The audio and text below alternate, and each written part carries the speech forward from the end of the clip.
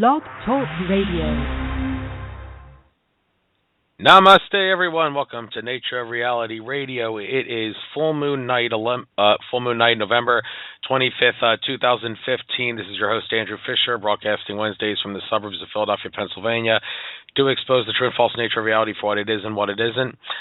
Tonight on this full moon night show, the full moon was actually 16 minutes ago at 5:44 p.m. Eastern Standard Time. Was doing a nice moon meditation outdoors at that moment, so I'm pretty lunar-gized, I feel, for lack of a better word or made-up word.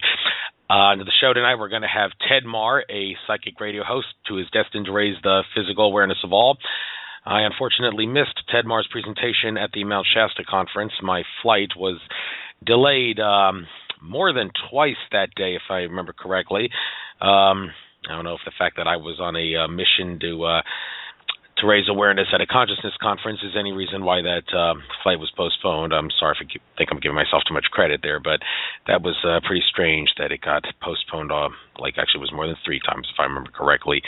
If that hadn't happened, I would have seen Ted's presentation. But hey, I'm glad to have him on the show today because I'm going to learn some great wisdom from someone who knows how to give it. Didn't have the chance to hear it then, but will now. There's 2 people in the queue, area code 410 and area code 509. I'm going to guess that Ted is 509 since that was I'll be checking you first because you just called in 2 seconds ago. 410's been on for a little while. I see in the queue I have and I don't recognize you. Glad to see a new face. Pilar Fogel, I don't think I've seen you before either. Glad to see another new face. And Ren White, yes, I've seen you before. Glad you're all there. No guests without accounts. It's kind of interesting. Most of the people I see in my queue are guests without accounts. But anyway, I've babbled long enough about the unimportant stuff. Let's get to the first. Before I get to the news, just a quick astrological reading here. This is a full moon in Gemini we got tonight. And Ted Mahr, if you are listening, maybe you could take some advice here and maybe use this reading as a way to help us go through this great show to make the most of it. The astrological reading, and by the way, this is tropical astrology and not sidereal astrology. Sidereal probably is no question going to be a little different because they're not the same astrology. But anyway, this reading, full moon in Gemini today, you might feel as if you have 2 minds. If you feel torn between 2 decisions, do the one that feels best. Write down your feelings and thoughts so you can have more clarity. You can use this energy to see both sides of a situation so you can make a balanced decision. Any form of communication will be extra potent today, so use your words wisely. Express yourself.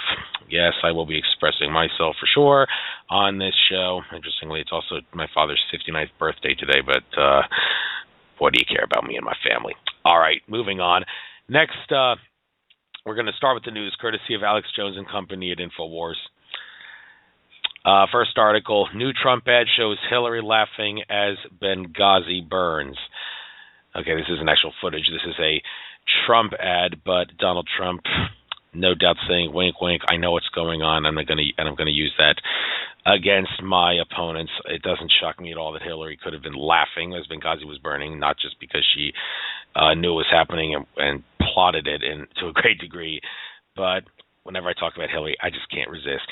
David Icke's documentary, Revelations of a Mother Goddess, when Arizona Wilder talked about all those political and corporate leaders. This was back in 1999, by the way. She saw lots of political and corporate leaders at Illuminati rituals, satanic ceremonies, and she said, I saw Hillary Clinton before I knew she was Hillary Clinton. All right, enough of that. Next article.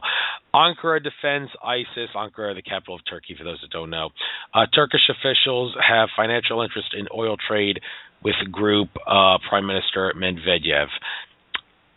Okay, Ankara would no doubt defend ISIS because, well, we are aligned, allied, so to speak, with the Turks to a great extent. The Turkish government, I seem to recall not that long ago, the Turkish government was caught on tape plotting a false flag against their own people. And I don't know how much the people of Turkey have rebelled against that after they heard about it. Hopefully they're not as apathetic as Americans. But yes, of course, we have a financial interest in oil trade with groups, so no doubt they would too. Oil, sadly, makes the world go round when it doesn't have to because we have the technology to make it obsolete. All right, next article, emails. CNN reporter coordinated with Hillary aide to smear Rand Paul during 2013 Benghazi hearing. All right, we already talked about Benghazi and smearing Rand Paul. Well, just like I talked about Trump smearing Hillary, I can imagine Hillary would smear Rand Paul. And look, I need to talk about this any further. So, next article: How Obama was groomed to usher in a Shiite caliphate. Well, first of all, Shiite, they play off our ignorance. Sunni, the dominant Muslim faction; Shiite, the not dominant one, and they tell us that Al Qaeda is allied with and ISIS, which are one and the same. Al Qaeda and ISIS, which the U.S. government publicly runs, they're both allied with the Iranians, even though Irani is Shiite Muslim and Al Qaeda is Sunni Muslim, so it wouldn't make sense that they're allied because those factions have been at odds with each other. Is Obama a Muslim? Well, a couple of sources have suggested that, and he was once seen wearing a Muslim ring of some sort. I don't know. I don't really get into this whole idea of what Obama's religion is. It's not really important, although if the president is lying about his religion, then I think that's something the American people would have an interest in knowing about, because someone's religion can definitely play the way they act in regards to a moral standpoint. So, all right, but anyway, next article. This is a video article of some sort here. Video: Moderate Muslims support stoning woman for adultery and executing gays. Okay, I feel sorry for all the people of ISIS and Al Qaeda that don't really know about the conspiracy. They're just doing what they think is good for Allah, fighting in the name of Allah, and not realizing that the U.S. government and the New World Order forces are controlling them as part of a conspiracy. They are pretty brainwashed too. So a lot of those, even the ones that aren't brainwashed and know what's going on, know about the plot to use Al Qaeda and ISIS to further an empire in countries. They're being invaded by Al Qaeda and ISIS. We gotta go in the country to save everybody from Al Qaeda and ISIS, when the people that say we got to save everybody are the ones that send them in. That's how the illusion works, but I'm preaching to the choir. So, and I do hope, Alex Jones, I love you, man, but I did see a video recently where he was talking about how there seems to be a plot to make Muslims overtake and create a divide and conquer situation with Christians in America.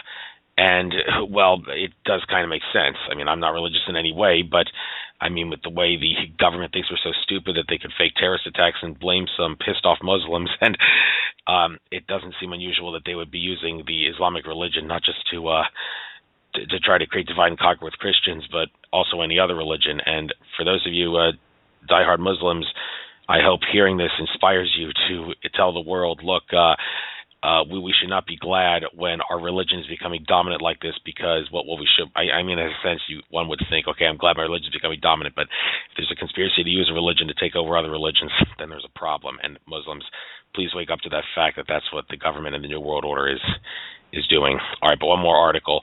Turkmen used by Ankara to attack Syrian government. Yes, of course, the conspiracy to get Assad out of power so the New World Order can kick out Assad. He's a puppet of theirs that they don't like anymore, so they want him gone. He's damaged goods, and now they want to put someone else in power, and he's not going to resign. So, I mean, he's a dictator and all, but the New World Order is much more evil than him.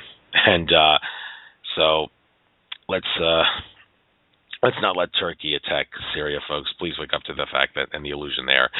But anyway, I've babbled long enough about this, and I have a hi. I see you in the queue, and Melly, 66. Glad to see you there. We're there originally. Glad you joined us. So let me just get my screen up here, and let's try area code 509. Area code 509. Is this Ted Mahr? Yes. Hi. Good afternoon. How are you doing today?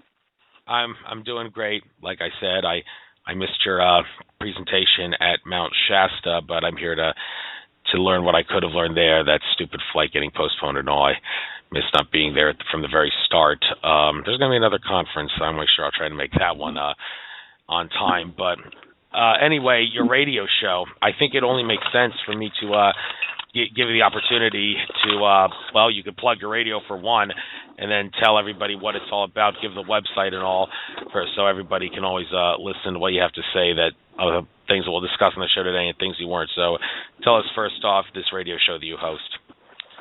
Well, thank you so much, Andrew, for this wonderful opportunity today. And I want to say first, happy Thanksgiving to you and your family, and also all your listeners, as well as happy birthday to your dad, his 69th birthday. I caught that listening to you. 59th. Oh, 59th. Okay, yeah. Wonderful. Well, my radio show is called Out of This World. I broadcast out of Seattle in the Bellevue area on KKNW. The website is www.outofthisworld1150.com. I broadcast on Friday afternoons from 2 p.m. to 4 p.m. Pacific Time. It is one of the most popular talk shows in the Seattle area, and also the signal reaches up to Vancouver and Victoria, Canada. So if you're if you are in Canada in that area, you're welcome to listen on 11:50 a.m. Also, too, it's the fastest-growing metaphysical radio program in the world with listeners in over 60 countries. The purpose of the program is to raise consciousness and to create a better world, a more happier place.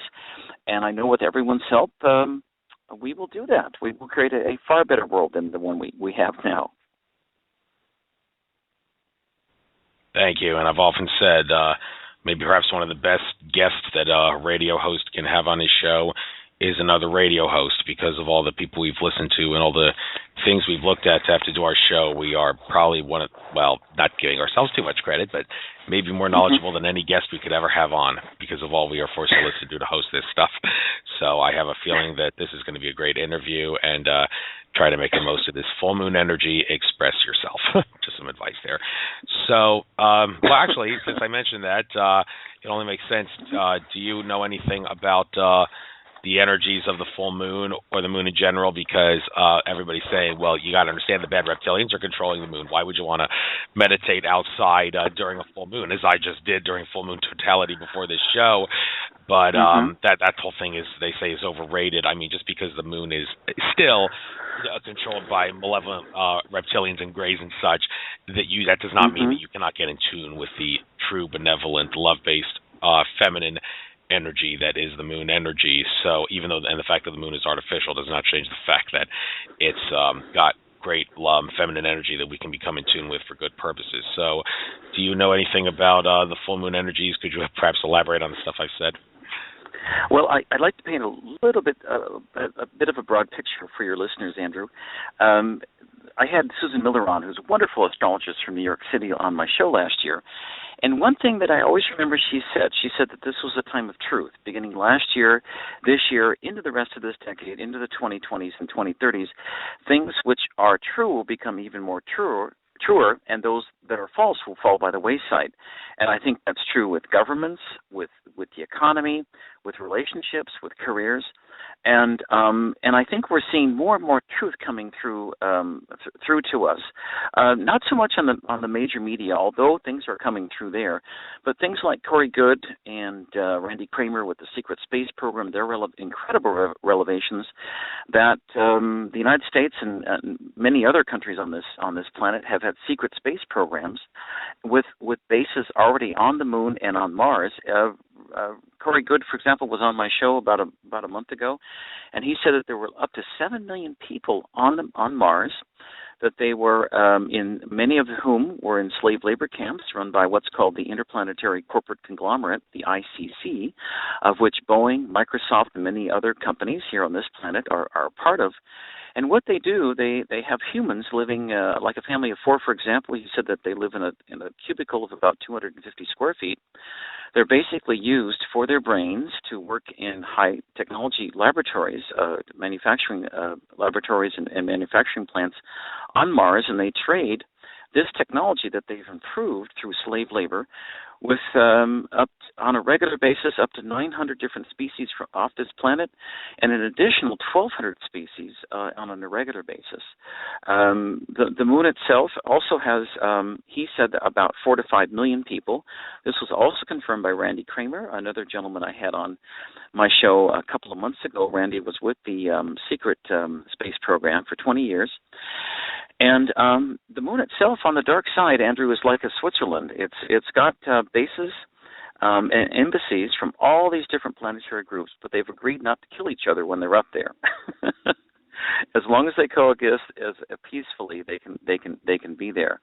But it's about time, Andrew, that I think that this information be brought forth, and people must remember that all these predictions of doom and gloom and everything, they're no longer valid, because the timeline changed about 4 or 5 years ago. It changed right after Fukushima.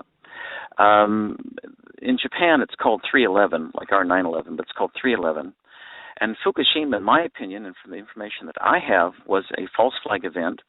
Actually, the so-called earthquake in the Sea of Japan, off of Japan, was a nuclear device detonated at the bottom of the ocean, which cause a tsunami, to cause the tsunami which hit the reactors and basically destroyed Japan and much of the people around the Pacific. Something very interesting happened about a year and a half ago. There was a huge radioactive plume of water coming from Fukushima. It contained 10 times more radiation than all the bombs dropped since Hiroshima and Nagasaki. And it was due to hit Seattle sometime around summertime last year. So in preparation for that, I went out to the ocean and I took water samples in May of last year. And I sent them off to laboratories in Wisconsin, at the University of Wisconsin, and California. And what happened was, it was very interesting, because when I got the results back, Andrew, there was no radiation at all, nothing. And so then I was put in contact with the Galactic Alliance, and I've been in contact with them since that time. There's a wonderful gentleman who's with us here right now. His name's Ambassador Trellian. He's with the Galactic Alliance. They are between 50 to 100,000 years ahead of us technologically, and 30 to 50,000 years ahead of us spiritually. He's 23 feet tall. He's a tall guy. He's in another dimension. He goes between the 6th, 7th, 8th, 9th dimensions. And he's approximately 10,000 years old, but he's here on behalf of the Galactic Alliance. And he has told me before that they came in and cleaned up not only the radiation immediately around, much of it around Japan, but also across the Pacific. That's why you didn't get any radiation readings. I didn't get any radiation readings last year. That actually... Governor Brown, to his credit, in Sacramento, California, issued a press release in June of last year saying that the radiation had disappeared off the coast of California. But to show you how the media is controlling the United States and the world, that story was only carried within the borders of California on radio and television, not outside. For example, if you were in Nevada, you wouldn't have heard about it. In New York, you wouldn't have known about it at all. But it was news within California. There's quite a bit more I can say. And also, too, I wanted to just say that Ambassador Trellian is here, and you're welcome to ask him any questions you like. Okay, I'll definitely keep that in mind. Oh, speaking of other guests who are on the show, I feel so stupid. I did not introduce that individual who you wanted to bring on for the last 10 minutes or so of the show. So could you please tell us who that is and what she will be discussing when we let her on? Okay, great. Or actually the last 20 or 30 minutes, whatever. We'll play it by ear to see how things flow, if that's okay. I have a friend of mine named Michiko Hayashi. She's the director of what's called the Emoto Peace Project in Tokyo, Japan. I work closely with the Emoto group in Tokyo. It's a project that was started by the late Dr. Masaru Emoto before he passed away last year. And Dr. Emoto was an amazing man. For those who don't know him, he proved scientifically that if you take a glass of water, Andrew, and you direct positive thoughts at the glass of water, on the molecular level, on the electron microscope level, there will be these beautiful water crystals which form into these beautiful crystalline patterns. If, on the other hand, you take that same glass of water and you direct negativity and hate toward that water, the water itself on the molecular level, on the electron microscope level, will completely disintegrate into these ugly, ugly patterns. And what he found is that our thoughts in the fifth dimension affect our reality in the third dimension. So, for example, I had him on my show, Out of This World Radio, and you're welcome to listen to it if you go to www.outofthisworld1150.com. And you go to July of 2014. I had Dr. Emoto on my show on July 25th, Friday, 2014. The interview was from 3 p.m. to 4 p.m. Seattle time. And after discussing his research, I said to Dr. Emoto spontaneously at 3:30 p.m., I said, Dr. Emoto, this is wonderful research you've done, but could it work to create world peace?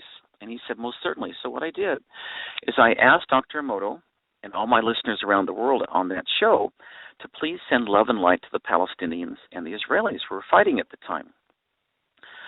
So we did that for a few minutes. We had a few minutes of silence, and then the show ended at 4 p.m., and then I went home to where I was staying, and at 8:30 p.m. Seattle time, I just walked into the place where I was staying, and I turned on the television. There was CNN on, and just then, the Palestinians and the Israelis had spontaneously agreed to a 12-hour ceasefire to exchange the wounded and give medical supplies to the wounded in the Gaza Strip, and that's what we had prayed for. We actually, when we did the intention experiment at 3:30, I made the request that there be a brief ceasefire to exchange the wounded and receive medical supplies for the wounded and the Palestinians and the Israelis on both sides. And I was flabbergasted when about 4 or 5 hours later, Andrew, it happened.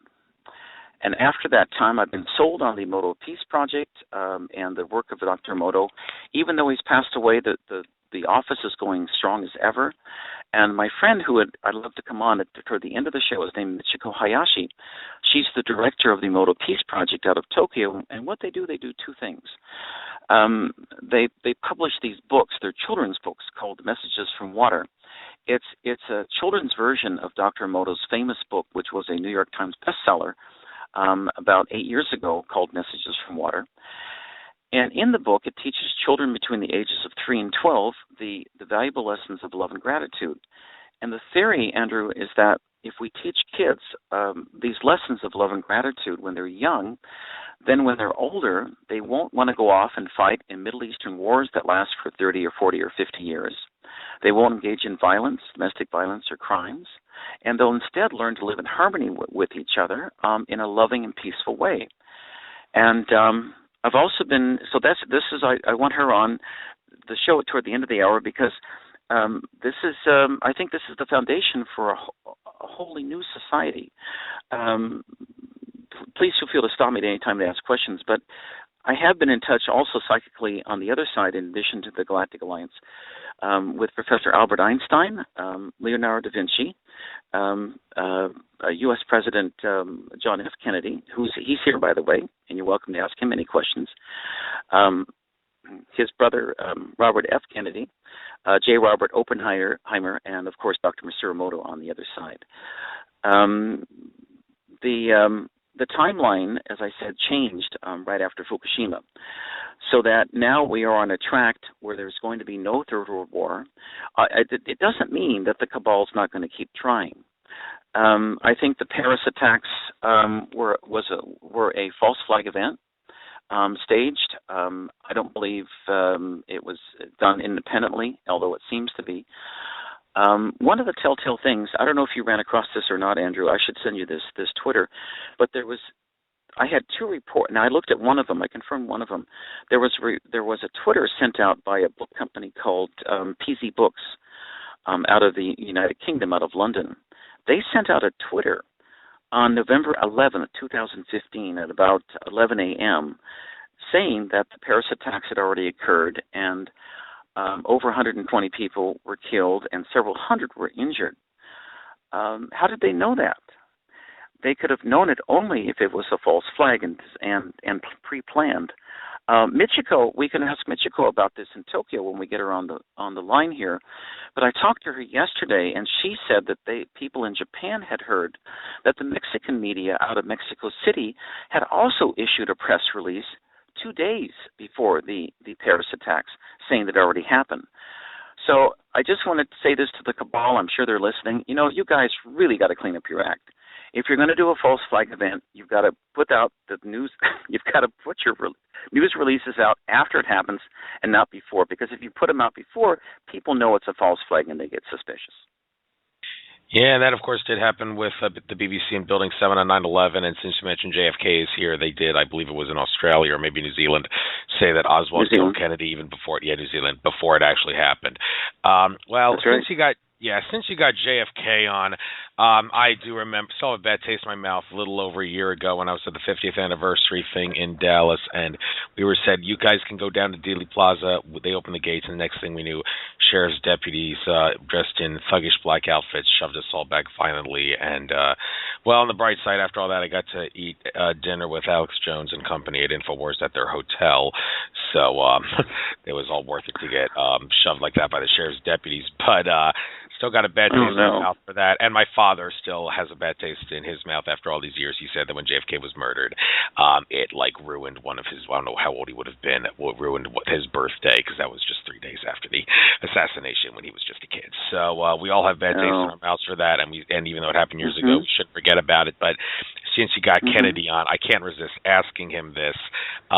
What would he say? Or, well, I'll talk to him directly. JFK, what would you say if I told you that Akashic Records reader Andrew Bartz has said, no one killed you, you killed yourself. The reason you died was because you violated your soul contract with all the bad people that you had made soul contracts with, because you were supposed to be a bad guy because your soul contract, you acted like a good guy, and the bullet to the head, which as evidence shows actually came from the sewer drain and not from the actual grassy knoll, was just an unintended consequence of the fact that you died because you violated your soul contract. What would you say if I told you that? He said that's a very interesting question. No one's ever asked him that before. Let me meditate for a moment. I wasn't prepared for that. He said he's got a lot of messages to give, but that was one that he wasn't prepared for. It's true. When people, let's back up a little bit, he's saying, to give people an outline of what soul contracts are. Before you go into this each life, you make what's called like a plan, a soul plan.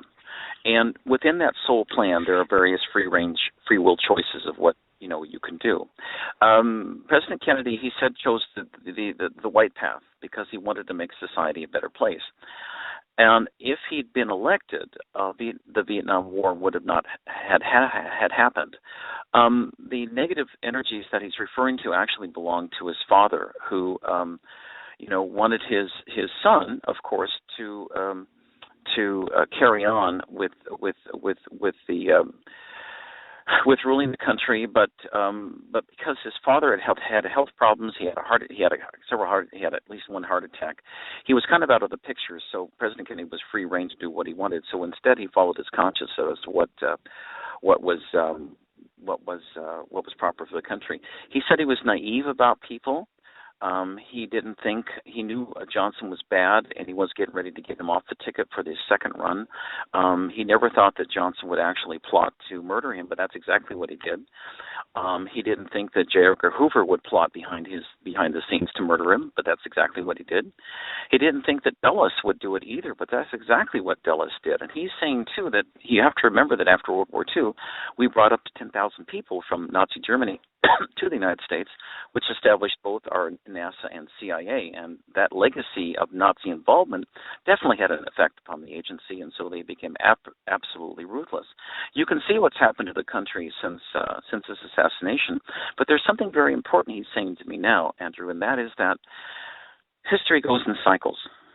And, when he was murdered on November 22nd, 1963, this is now, about 50, trying to think of the years, about 52 years later. It's 2015 now, and there's a cycle where everything that he worked so hard for to try to make this planet a better place back in the early 60s is coming up again, because it's our destiny on this planet to become a far more harmonious planet and a true paradise on Earth.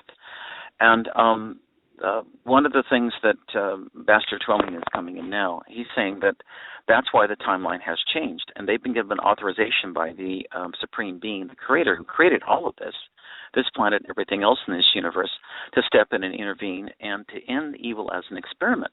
I'm not to say, they're not saying that it has completely stopped. We still have this Paris attacks, and it doesn't mean that the cabal and the reptilian allies are not going to stop doing that.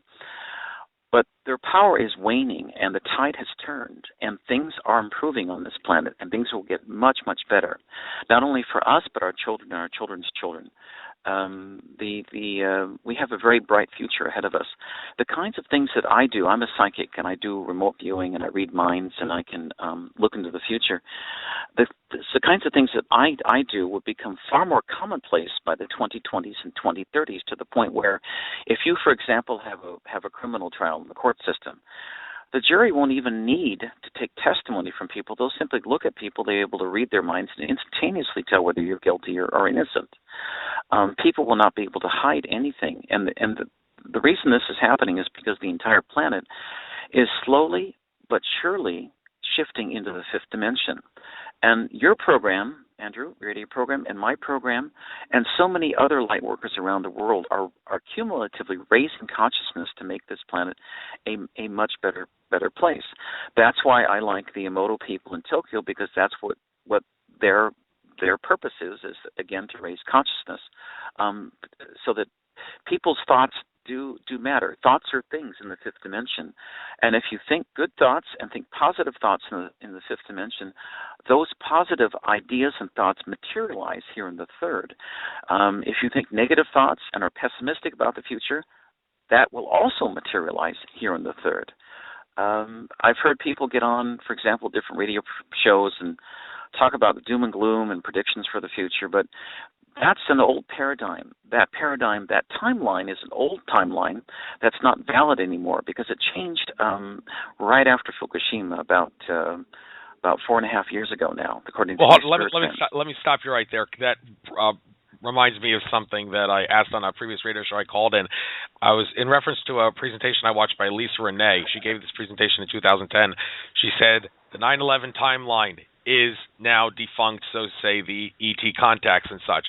Everybody in the audience applauded, but I'm thinking, well, wait a minute. How can the 9/11 timeline be defunct when things that 9/11 was used to justify are still in existence here in 2015? Could you answer that question for me? I'd be happy to. When President Eisenhower secretly negotiated an illegal covert treaty called the Treaty of Merida in 1954 with the reptilians. Actually, let me back up a little bit. President Eisenhower in 1954 met with a group of reptilians and greys. Greys are a subspecies of the reptilians. And the reptilians and the greys offered Eisenhower some of their advanced technology in order for Eisenhower to fight the Soviets at the time. Little did Eisenhower know that at the same time the reptilians, Andrew, were meeting with Eisenhower in 1954, they were also meeting with Khrushchev in the Soviet Union as well, offering them the same deal. But Eisenhower agreed to it, and as a result of that collaboration, that treaty, we've gotten our government, Black Ops part of our government, has incredible technology that's thousands of years ahead of this planet. Well, one of the things that the reptilians did is that they installed a doomsday weapon. I've been told it's antimatter based. It's about half the size of a railroad boxcar on planet Earth. And if they get pissed off, all they have to do is set that off, and it would totally destroy this planet, turn it into antimatter, and it would destroy also all the souls on this planet as well. The modus operandi, the pattern of the reptilians they've done this in 21 of the star systems, by the way, in this galaxy, is that they've come in, offered the elites certain goodies in order for their cooperation. They've done that in this planet as well. But they feed off negativity and war. So as long as there's lots of war on this planet and conflict and violence, they love that. They feed off of that. And the reason why, getting back to your question with that background in mind, the reason why it's been slow is because the Galactic Alliance has to move slow, because if they don't move slow, if they move too fast, the reptilians at any time can set off this doomsday bomb, which would totally destroy this planet. That's why it's slow. They are working behind the scenes. After Fukushima, they were given authorization by the Prime Creator, the entity that created all of this, to intervene and help us out. So we are definitely getting help now. And eventually this planet will be transformed to one of war and violence and hatred to a purely benevolent planet, a planet based on love and harmony, because the true nature of humans is to be benevolent, not to be war and fighting. No question about that. And in regards to dates, like to. They say you should never give an exact date because time is an illusion. But there have been cases of people trying to give dates or small time periods where they expect the fifth dimension, or at the very least the fourth dimension consciousness of Mother Earth to manifest to the effect where humanity is like a crystalline body, no time, don't have to worry about money anymore, and stuff like that. And well, some people in particular, like back in the 90s, Greg Braden, Ian Zellungold, and even David Icke. David Icke said 2012 is overblown, but back in the late 90s, he wasn't saying that. He subscribed to the idea that maybe the Earth would spin in the opposite direction by 2012 in conjunction with a consciousness shift, as did Greg Braden and Lungold. And well, that of course did not happen. And George Kavasilis, he said that in between December 21st, 2012 and the spring equinox of 2013, Mother Earth would ascend into 5D. Well, that didn't happen. And Alex Collier, back in the mid-90s, he gave an exact date of like December 13th, 2013, when we would ascend into 5D. Well, that didn't happen. And, of course, Andromeda Council contactee Tolek, he talked about January 2014 when we would ascend into 4D. Well, that did not happen. And a lot of people ask, okay, well, why were all those people wrong? I mean, I don't think I ever want to hear anybody say we're going to ascend into 4D or 5D by this time, because bad track record right there.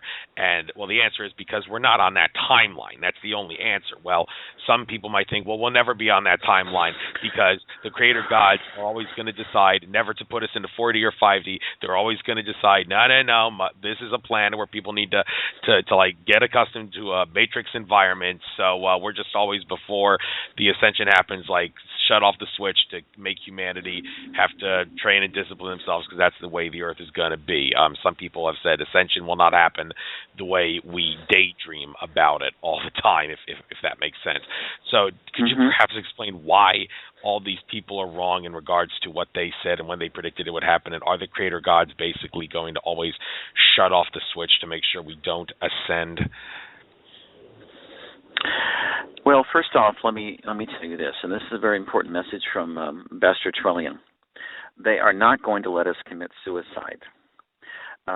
First off, let me back up a little bit. He's telling me to tell you, to tell this on the air, that back in the 80s and 70s, during our Cold War with the Soviets, and even the late 60s, they stepped in 12 or 13 different times to shut off the nuclear launch sequences of both our nuclear weapons and the Soviets' weapons directed at when some crazy American general or some crazy Russian general hit the launch button for a nuclear missile directed at either the United States or the Soviet Union, they disabled it, because they are not going to let us commit suicide. Same with Fukushima. Even though the cabal had entered this false flag where they planted a nuclear device at the bottom of the Sea of Japan to cause a tsunami, from what I've told, that the Israelis actually had a contract for safety mechanisms at the Fukushima 4 reactors, and the Israelis shut down the safety mechanisms at the 4 Fukushima power plants minutes before, or just before the tsunami hit Japan, so it would be sure to cause the nuclear radiation, cause radiation spreading all over the planet. Even though all of that happened, they're not going to let us commit suicide. Now, getting back to the timelines, I know what you mean. I mean, I was listening to Art Bell in the late 90s when Art Bell kept saying, oh, the end of the world's going to happen on December 31st, 1999. And in preparation, I bought what Art Bell was saying about that, about dark doom and gloom, lock, stock, and barrel. Not only did I spend close to $200,000 on a new house in the middle of a remote part of Washington, but I also bought thousands of dollars of food. And I'll never forget the day on January 1st, 2000, when I woke up the next morning, and you know what? My cat was still there, the lights were still on, the television was still working, and I felt so foolish with all of this thousands of dollars of food sitting up in a house that I just spent a couple $100,000 on, for safety, because I was told by Art Bell during Coast to Coast times back then, the late 90s, that the end of the world was near and we needed to get to a safe place by January 1st, 2000. Now, getting back to the different people you mentioned about different timelines, Toltec saying ascending to the fourth dimension in 2014, other people saying 2012. The gist of all of that is that the future is dependent completely upon our free will choices. That's why, as a psychic, it's very difficult for me to mention an exact date, always, because it's always changeable depending upon people's free will. But what I can do is I can assure you that we are on a much better path now for the future. I can't give you exact dates, except that I can tell you by the 2020s and 2030s, we will have a planet based on harmony and love and gratitude that we don't have now. And I can also tell you that the Third World War will not be allowed to occur. It will not happen. That's one of the things that I object to for some other radio programs, which emphasize doom and gloom, and they have people, when people talk about doom and gloom for the future, that's from an old paradigm. That has clearly changed now. At one time, the doom and gloom of a Third World War and pestilence and disease and everything, that was valid, but it's no longer valid now. The prime creator, God, if you will, and the Galactic Alliance have stepped in, and they decided that they're going to help us, and they're not going to let it happen. As a little bit of background, Andrew, there are two main extraterrestrial groups who visit this planet. One's benevolent, one isn't. The benevolent ones are called the Galactic Alliance. They're an alliance of 435 million planets, approximately 7 trillion entities, mostly, but not all human. They are between 50 to 100,000 years ahead of us technologically, and 30 to 50,000 years ahead of us spiritually. They live approximately 1,000 years on average, although some members, like the Andromedans, live to 3,000 years. And Ambassador Terrellian, he's telling me now, he's an old man. He says he's 10,000 years old. And when necessary, they can live to 25,000 years, but it's really their choice. On the other side of the coin are the negative reptilians. The reptilians include a subspecies called the Greys from the Orion constellation. The Greys were captured by the reptilians many millennia ago and genetically engineered to be their subservient species. There are some Orions who are benevolent, but they generally stay away from this planet because of the negative influences.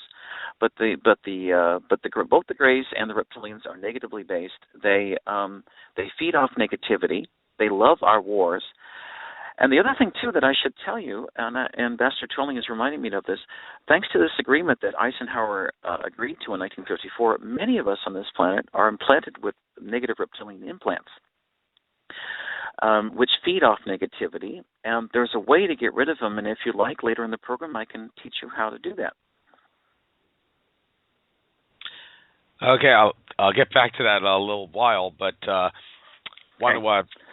but I want to ask you about one thing about 2011. You mentioned that's when basically the negative timeline is no longer valid. Minister, you mentioned that. I mentioned Andrew Bartzis when I told him what JFK said in that interview he did with Lance White. Bartzis said that the 2011 time period was when the Archon control system started cannibalizing itself, and it still is, and it always will be until it's gone. He didn't give an exact time period. However, there's two dates in 2011 that really stand out because, when I had Jim Self on my show, he talked about how 12,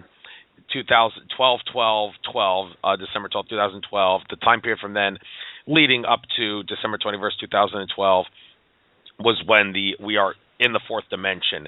Time ceased to exist on 2012. We just perceive that it still exists because we have not grown accustomed to living in an out of 3D environment, and that happened between 12/12 and 12/21, 2012. But something else happened on 11/11/11 over a year earlier. How fitting that the numbers match there and such. And that's when it basically started. Well, however, if you go a little bit before then, you get to October 28th, 2011, the end date in Carl Johann Kaliman's version of the Mayan calendar. And what happened on that date? Well, three different things I've heard. Alfred Weber said that was when the cosmic fluctuations of male and female energies emanating from the center of the galaxy became balanced. And also on October 28, 2011, Ian Zellungold, in his talks on Kaliman's research, he said that was the day that everything that has ever happened, ever since history in cycles, it all happens all at once at one time. And everybody's like, what the hell is that supposed to mean? And he said, look, I really can't explain it any better. I'm sorry. Well, George Cavazos, with him, he said that on October 28, 2011, he said, well, first, it was the end of a cycle, and numerous timelines came together on that day, numerous timelines. And Well, I did talk to him about how that ties in with the cosmic fluctuations thing and such. But when it comes to the Archon control system starting to cannibalize itself, well, you said it was toward March, the Fukushima disaster. And by the way, just as a side note, Sunfire, the ET contactee for the Galactic Federation of Planets, said that ETs were also helping clean up Fukushima radiation to prevent it from being a doomsday event. So that's some more supports that claim that, yeah, that is what was going on, that what saved us. But there's three different time periods there in 2011, and they're pretty spaced apart. March, the Kali Mun date, October 28th, and then 11/11/11. So why do you say it was closer to Fukushima and not those farther updates that you would expect would probably be when the system cannibalized itself, the Archon system? Well, the reason I say that is because Fukushima was a false flag event designed to wipe out not only Japan, but all the countries around Japan, including the United States, Canada, Mexico, into South America, and eventually would have gone worldwide. As you know, the Cabal and the reptilians, their ultimate goal is to reduce the planet's population by 95%. And what better way to do it through a so-called nuclear accident? And to show you how our leaders are controlled by the Cabal and by the reptilians, 2 years ago, President Obama shut down all the radiation testing stations in the west side of the United States, and he also raised the so-called acceptable radiation limit exposure from 1,000 rads to 10,000 rads, guaranteeing that people who were exposed to that much radiation from a nuclear accident not only would die, but also wouldn't be able to sue any nuclear power companies for their damages. So it was a red flag more than anything else, more than just a particular date. That was the flag that I'm told from the Galactic Alliance, and this is I'm getting this straight from Master Trillian. The other thing, it was kind of like the nuclear bombs that went off in Hiroshima and Nagasaki in Japan in 1945. When they were dropped, there was all kinds of intense interest in this planet because we now have the capability to destroy ourselves. And by the way, Master Trillian is reminding me now to ask you this question. Guess who gave us the technology for those nuclear bombs? It was the reptilians. It was the reptilians because they wanted us to ultimately destroy ourselves. The reptilians look upon humans as like cattle or chicken, and they look upon us as a resource to be exploited. The Greys themselves are a dying species. They suffer from what's called progenesis, which is a genetic disorder, and it results from cloning. They clone themselves constantly, Andrew, in order to create themselves. And it's like taking a photograph where you copy it over and over and over again. Or eventually, it just becomes really grainy. It's like their DNA. One of the reasons that they've come into this hybridization program to mix their genes with ours is because they want to create a hybrid species, not only to take over this planet, but also to increase their longevity, because they know they're a dying species because of the DNA cloning. You going back to these dates. Dates are flexible. Dates can be changed because of people's free will. I know what you're saying. One of the things and I know that Michiko Hayashi can probably talk more about this because I talked to her about it just recently. You talked about the full moon, female energy. Well, there's a shift on this planet currently from the warring male energy to the harmonious female energy for the planet. And that's one of the things that's happening with this planet, that's going to lay the basis for a much more harmonious planet. I don't know if the conferences that I've been to, Andrew, and you probably noticed this as well, the psychic conferences and the spiritual conferences, most of the attendees are women. And I think women as a whole on this planet are waking up far faster and far more and in far greater numbers than men are. I'm a man, you're a man, of course, but for many men, their intuitive faculties are unfortunately shut down, and they're not open to the other side because they consider it too feminine or whatever. I don't look at being in touch with the other side as neither male nor female, but it's just a way of looking at things that many people, and many men particularly, shut down. They're not open to it. I'll keep my eye out for that observation, more men than women at conferences next time I go to some conferences. By the way, that thing that you said that you wanted to teach me about, do you have any idea how long it will take for you to teach? What was that you say you were going to teach? Wanted to. Yeah. Oh, the hue sound? Oh, that. Yeah, I don't really know if we need to get into that because what was the guy that I had on my show that did that during the talk? That he was on my show. He did that meditation with the hue sound when we were at, I don't remember his. Oh yeah, R. Scott Lemuel, right? If I pronounced that correctly. Oh, Scott. Yeah, he's a friend of mine. Yeah, he already did that on my show. So instead of having to try to do that, well, I'll just say that's the show that I just listened to that. We did it at the end of the show, by the way, with R. Scott Lemuel. If anybody wants to learn what that's all about. What do you want to say something about it? Pardon me, Andrew. There is a quick short spiritual prayer I can share with people. It takes about a minute. Go right ahead. Okay, thank you. Appreciate that. For those of you having a tough day, you may want to incorporate this into your daily routine, kind of like brushing your teeth in the morning or maybe having a cup of coffee. What you do when you first get up in the morning, you visualize white light, golden light, all around you, kind of covering you in a cone. And visualize it coming like from God's light.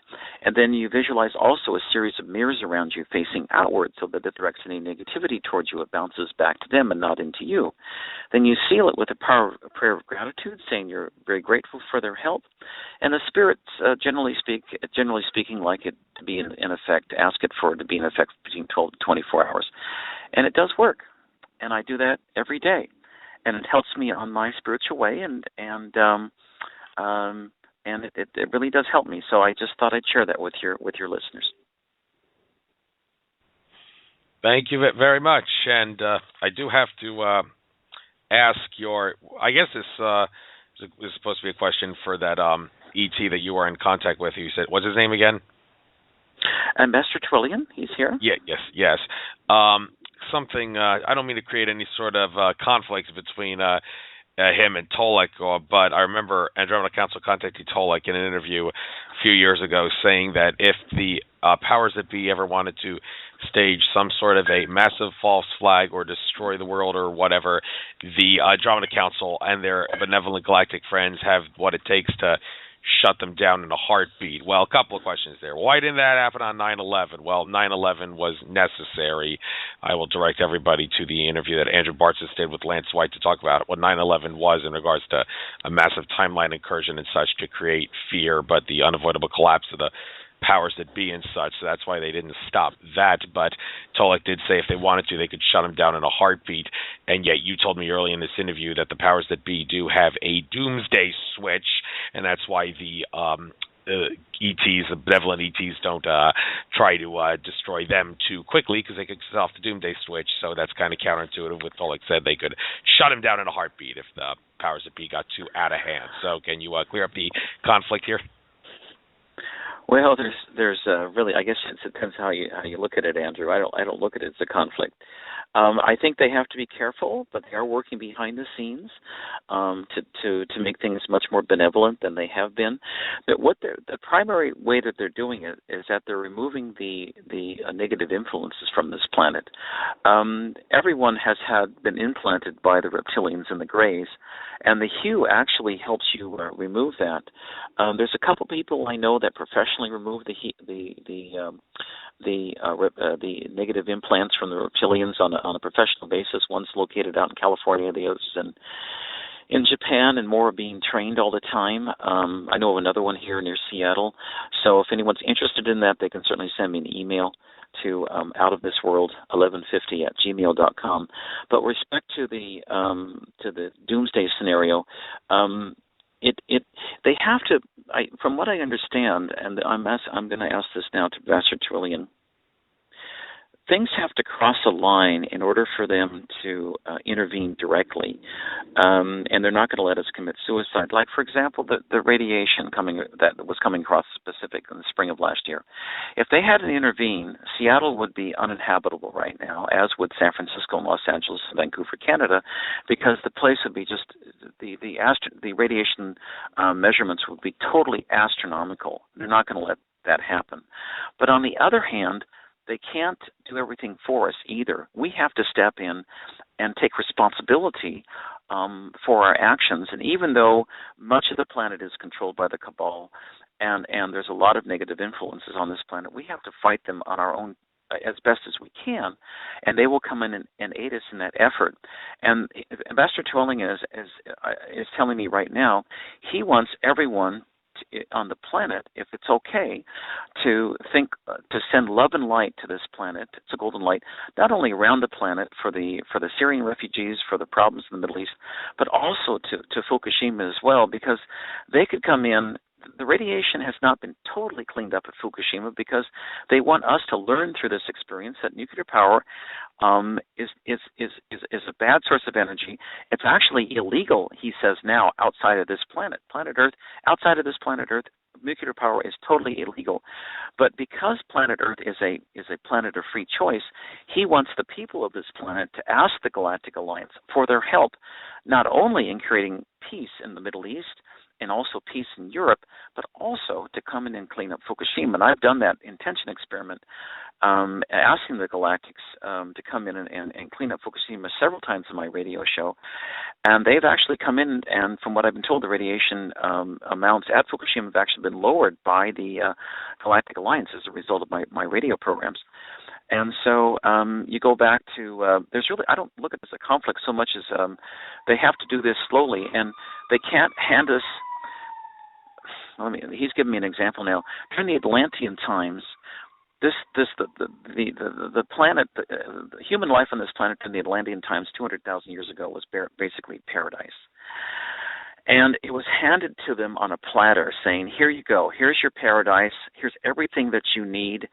And people lived in harmony with the planet for many years until a cabal got a hold of some advanced technology and started going down a dark path, not unlike what the U.S. government's done now. I think our government's very dark. There's a part of it that's very dark, and it's into all kinds of things it shouldn't. It's into control. It's into control with the reptilians. But we have to learn how to fight them ourselves, to shine the light ourselves, or else we'll never spiritually evolve. So all of this is a kind of a way for us to grow spiritually. What James von Prague has said in interviews in my show, he said that the Earth is like a spiritual school. We're all here to learn lessons. And if they come in directly, clean everything up, and make the world a peaceful place, we'll never learn if everything is given to us on a platter. It's kind of like raising children. You have to have kids learn on their own, and that's what they're doing to humans on this planet. We have to learn on our own to pull ourselves up by a bootstrap to make a better planet. And that's what I'm trying to do on my program, and I know you're trying to do that too, Andrew, and so is my friend Michiko Hayashi at the Emoto Peace Project in Tokyo. We're all trying to make the planet a better place. And I admire you for that, and that's why you're a guest on my show. By the way, I need to ask a question on behalf of someone here. In the chat room, they asked, can we ask psychic questions? And I said I would ask you, and well, the person who asked that isn't here at the moment, but in the chat. But I said that if you said yes, I'd start taking them at 7:15 p.m. But can you do psychic questions from guests on my show over the show? Is it possible? Sure. That would be just fine. I want to tell you, we have more spirits have shown up. Michel de Nostradamus is busy. He's actually, this is something very important he wanted to tell everyone on the air, that he's actually now rewriting the quatrains which he had previously written for this century. And he's rewriting them because we are changing history with your broadcast, my broadcast, and many light workers around this planet to make it a better planet. Doom and gloom is gone, but it's up to us to write the script for a brand new, beautiful future for humanity.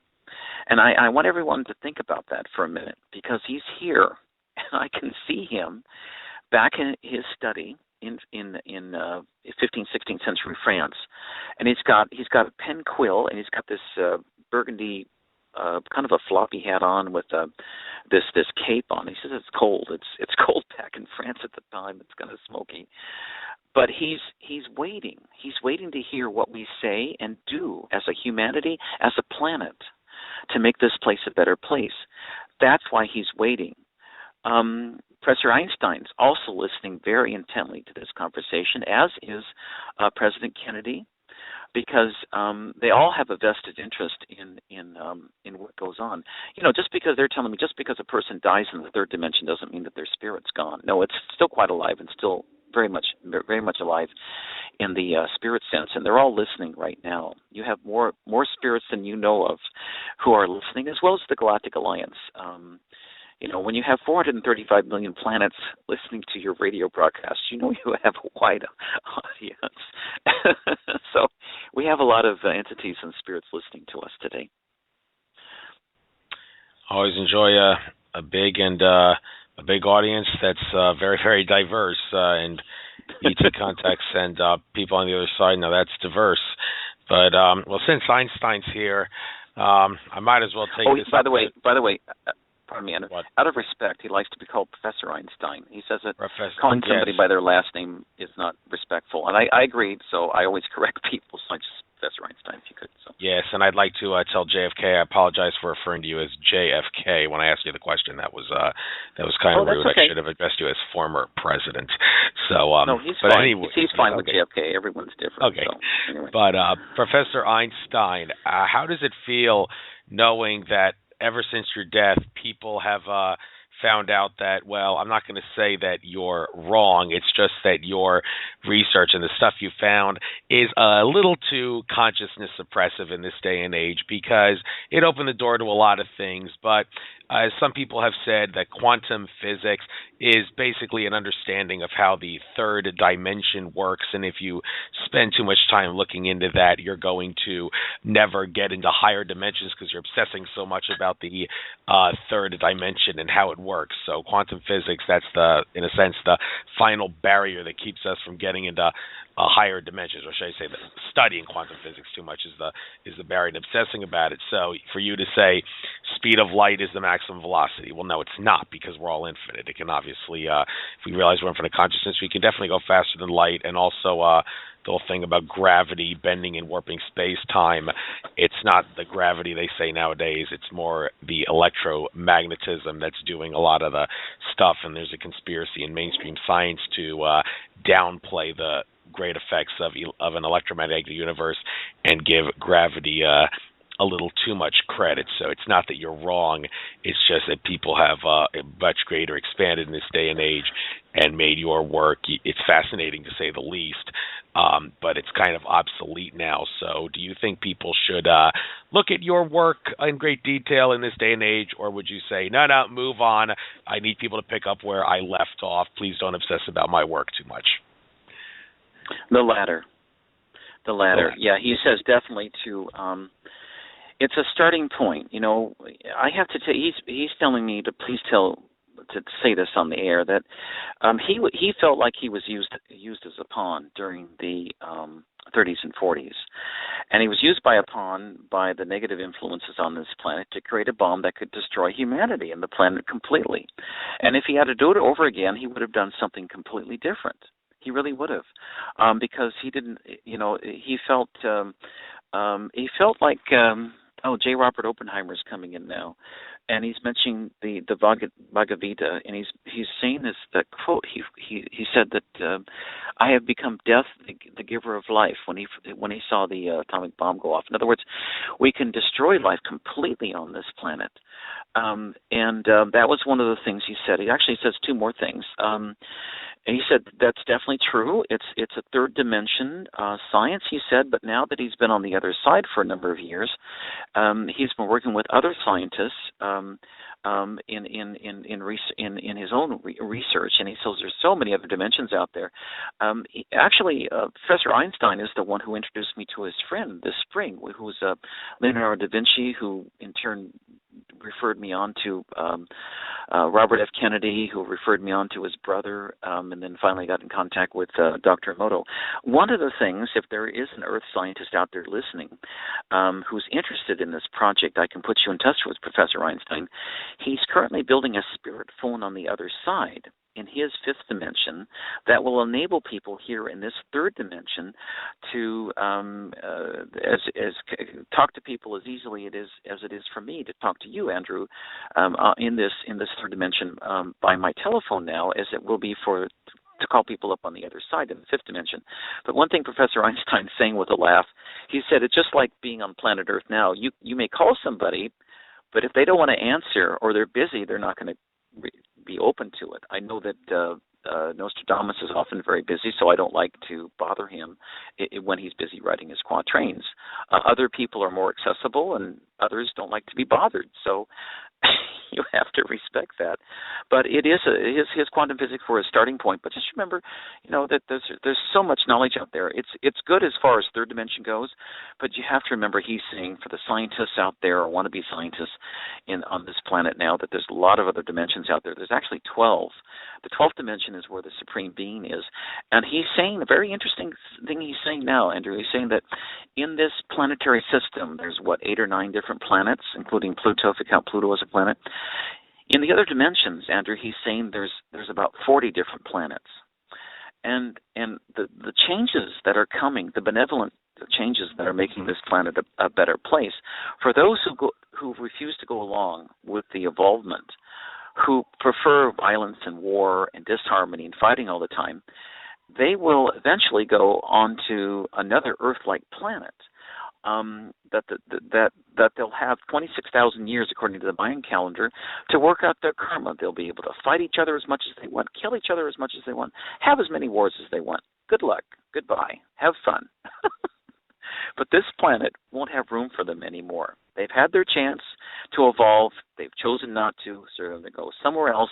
And for the next 26,000 years after this existence, they can have at it and have another cycle where they can fight all they want, kill each other all they want, and then they'll have to come back and they'll be given another opportunity to evolve again as we are now. So if you miss this boat, don't worry. You'll go off to another planet and you'll be given 26,000 years again to evolve. Yeah, a couple of things I want to point out that you just mentioned. First of all, there's 12 dimensions. Okay, well, when it comes to number dimensions, you're going to have a debate. I mean, it seems like the numbers that most commonly are given are 12 dimensions and 22 dimensions. In my private session with George Kavatsilis back in the day, I brought that up with him because he's a 12-dimensional guy, and I told him a lot of other people say the 22 dimensions, and I asked him, well, looking at your construct of a 12D universe, can you imagine why someone would see that as a 22-dimensional universe? And he said, yes, there is a certain part. You have to check out the actual interview. It's on my YouTube channel to see what he said. But he said, yes, there is a part where I could envision people saying, I could see that 10 layers in one. I see it as one, but I could say, yeah, there's people that would see that as 10 layers in one. So that's where the 22 versus 12 debate comes from. So, but also, interesting. Yeah, definitely worth checking out. But also, by the way, do you know? I just got to ask this. There's always another debate: the difference between a dimension and a density. I mean, if at the conference in Mount Shasta, Tolek said his Andromedan context told him that dimensions, that's it, what the first dimension, second dimension, third dimension, fourth, so on, the whole numbers, and the densities are the decimal point numbers between those. Sort of seems to tie in what Andromeda, what Bashar, E.T. contactee Bashar said when I had a chance to interview his contactee Daryl Anka at a conference in January 2014. He said you could think of dimensions as a country and densities as states within that country, but then again, people can't seem to agree on whether there's a difference or not. So, because there's other people that say there's like 7 densities and infinite dimensions, and you're thinking, well, that totally contradicts everything else. So, what do you, and maybe you ask your ET contact, the ambassador, what he sees as the difference between dimension and density. Well, let me first say, he wants me to answer this first, and then I'll ask him. In my own way, I've always used the words dimensions and density interchangeably between the two, and and also too, I don't have all the answers. I don't pretend to have all the answers. All I can do is to tell you that I've got a good heart, and I try to find the truth for people because that's my purpose. This is a continuation of my soul purpose that started 12,500 years ago when I was a priest during Atlantis, and I tried at that time to turn around society back then, and the cabal, who was a crazy military, much like our country is governed by a crazy cabal and a crazy military, hell-bent on destroying the planet, tried to turn things around, wasn't successful, society imploded, Atlantis was completely destroyed, and yet now we're back to the same thing, and I'm doing the same thing, but this time we are going to turn the tide. But let me meditate here and ask Ambassador Trolling about densities and dimensions.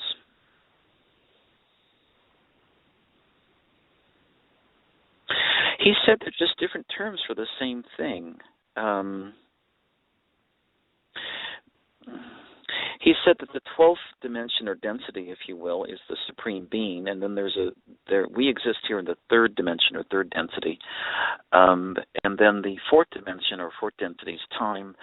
Fifth is a place where, in biblical references, it's a place. The fifth density is where there's no past, present, or future. Everything exists all at once. That's why if you get a good psychic, you can go into the fifth dimension and ask questions into the past or into the future. The other dimensions, I've been told, in the past, I've been in touch with the Pleiadians as well, and they said that the other dimensions from the 6th, 7th, 8th, 9th, 10th, and 11th dimensions are difficult for the human mind to wrap around and understand. Things don't follow a logical sequence as they do in the third dimension. And all I know is that they exist, but I don't. That's part of my learning process as well. When I get more answers, I'll sure let you know. So that's all. Okay. Fair enough. A lot of people will disagree on this. Everybody's got different definitions for the same word, sure. And that goes double in law when they use words to screw you over because legal definitions are different. And I think you know about that because you have a degree in law. But I think I'm going to try to keep the law stuff out of this interview. I got some other interviews like with Randy Keller and Eddie Craig if people want to listen to those to learn about law and how it's used to screw up reality. But but you mentioned this thing about how our solar system is different in other dimensions and densities. You said like we have 9 planets. Well, some say Pluto's not a planet anymore; it's a Kuiper Belt object. But some say there was a conspiracy to do that to downplay the significance of Pluto's astrological things and such. But I'm not going to get into that either. But the point is, different numbers of planets you mentioned exist in different dimensions. In my interview with John Lear, he said there's actually 40 planets in our solar system. Akashic Records reader Andrew Bartz has said there's 66. And before anybody starts debating, well, who's right and who's wrong, it goes out saying mainstream science can't seem to agree on a definition of a planet. Every time they change the definition, it always seems to include something that the average layman would not consider to be a planet. So maybe they both have the same layout of the solar system, but they just have different definitions for planets. However, the idea that there's different numbers in different dimensions, well, that raises a whole new can of worms. And I even remember Laura Eisenhower in when I had a chance to question her at the last Free Your Mind conference in the Philadelphia area. She talked about something about the asteroid belt being different in different dimensions. Like in one dimension, it's an entire planet that was torn apart. The planet that used to be Tiamat, as like Michael Teri talked about. In other dimensions, it was maybe like half the Earth became the asteroid belt. Like Zachariah Sitchin talked about that in his books, how half the Earth became the asteroid belt in a collision. And who's right? Well, maybe it depends on the dimension. But this whole idea of different asteroid belts in different dimensions, different number of planets in different dimensions, many people can't wrap their heads around that. Could you perhaps elaborate on that? This part coming straight from Master Trillian. He says, I can quote him. First off, let's go to the number of planets. He says there's 40 planets in the other dimensions. That goes from the 4th all the way up to the 11th dimension in this solar system. Your Earth scientists' ideas about string theory is correct in the sense that we are all connected to everyone else. All of us humans share the same universal consciousness. And that's not only true for us here on the planet, Andrew, but from what my Master Trillian's telling me, that this planet is connected to Mars, which is connected to Pluto, which is connected to the Sun, and this solar system is connected to other solar systems, which is connected to this galaxy, which is connected to other galaxies and as well as other universes. The problem is that if the reptilians are able to destroy this planet and implode it with their antimatter, a doomsday bomb, that will affect all these other 40 planets in these other dimensions. And there will not be, there won't be a lot of happy campers out there in the universe if that happens. And most of all, the Supreme Being, the entity that created all this, will especially be unhappy. They're not going to let that happen. The other thing, too, regarding the asteroid belt, I'm told that there was a planet there at one time, but it was destroyed by who? The reptilians, our old friends. They destroyed that planet many years ago. And so there was just real quick, I had a gentleman on named Courtney Brown on my show a couple months ago, and he remote viewed an ancient resort on, I think it was on a moon of Saturn, and that resort was actually built by the old human civilization who used to live on a planet that's now become the asteroid belt before it was destroyed by the reptilians. So, and when that planet was destroyed, Andrew, I'm told that the debris hit Mars, and it pockmarked Mars all over on one side of Mars. The Mars at one time was habited by humans, and what's interesting is that there are indigenous populations of humans still living on Mars. There's one that has olive skin, and they look just like us, except they've got the ears, and they look like Mr. Spock on Star Trek. And they're the original people who populated China, because they escaped from Mars after that accident and went to Asia and populated China. That brings up another question, that all of the Earth populations here are from somewhere else. Native Americans are from somewhere else. I know that people in Africa who have real dark skin, black skin, I've been told they're from Andromeda, because they came from the Andromedans have very blue skin, but after many millennia after being here, their skin slowly turned black. But I hope that answers your question. I don't mean to get off on tangents, but. Well, in regards to what's going on Mars, that they look like Mr. Spock. I interviewed. You said that's what one of the races on Mars looks like. I interviewed Andrew Bashago. He talked about what he saw when he went to Mars.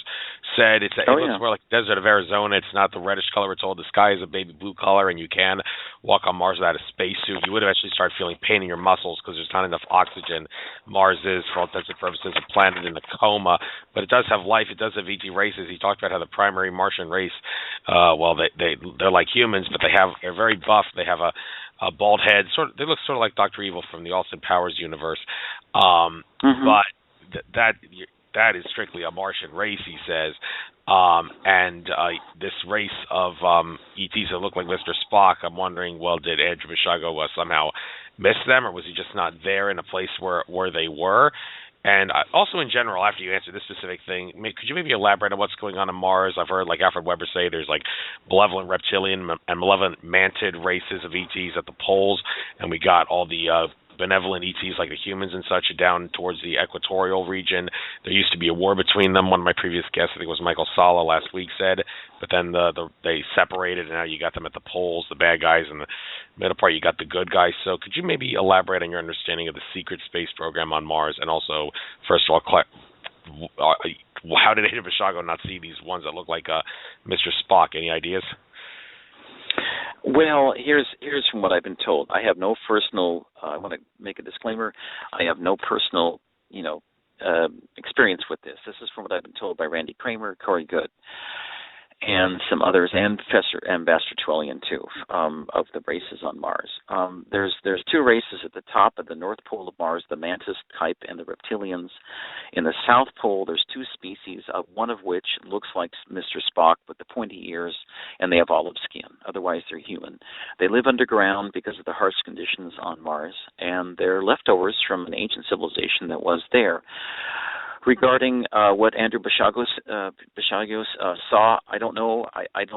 He probably wasn't at the South Pole to see these other species. I don't know. I should ask him sometime. Ask him on my show, and ask him about that. There are humans on the planet. I've been told that there are roughly 6 or probably close to 7 million humans living on the planet. They're not living in real good conditions. They are actually run by, I think I mentioned this before, by the Interplanetary Corporate Conglomerate, which is a consortium of private Earth companies which use the people there on the planet like slaves. Many of these people were abducted, some during the 50s, 60s, 70s, and even into the 80s, were invited to join the colony on Mars as a way to save the human species. But once they got there, they were used like slaves. There's one thing that people should know, too, that during the 30s, especially the late 30s and the 40s, the Nazis were aided by the reptilians and their gray subspecies to establish a base on Mars, and